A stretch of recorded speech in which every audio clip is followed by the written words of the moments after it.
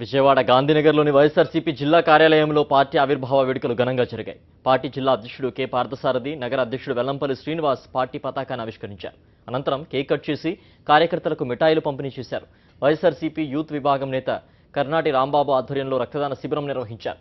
మోసపూరిత వాగ్దానాలతో గద్దెనెక్కిన టీడీపీ ప్రజా వ్యతిరేక విధానాలపై రాజీ లేని పోరాటం చేస్తున్నామని నేతలు అన్నారు.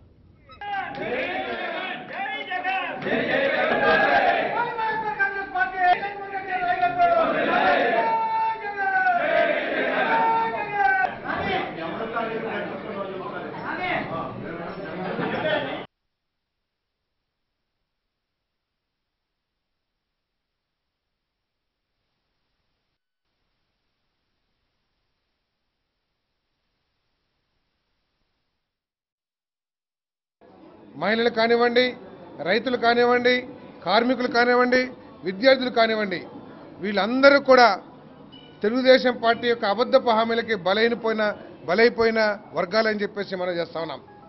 వాళ్ళందరి తరపున అదేవిధంగా ఈ రాష్ట్ర అభివృద్ధి కోసం ప్రత్యేక హోదా సాధించడం కానివ్వండి, పోలవరాన్ని సాధించి దానికి కావాల్సిన నిధులు తీసుకురావడం కోసం కానివ్వండి, రైతులకి సకాలంలో నీరు పెంచడంలో కానివ్వండి, రైతులకి సక్రమంగా సరైన ధరలు రావడం కోసం కానివ్వండి, మహిళలకు రైతులకు రుణమాఫీ కోసం కానివ్వండి, నిరుద్యోగులకు ఉపాధి అవకాశాల కోసం కానివ్వండి, ఈ 3 సంవత్సరాల్లో జగన్మోహన్ రెడ్డి గారి నాయకత్వంలో వైఎస్ఆర్ కాంగ్రెస్ పార్టీ కార్యకర్తలు అందరం కూడా పోరాటం చేసిన విషయం మనందరికీ తెలిసిందే.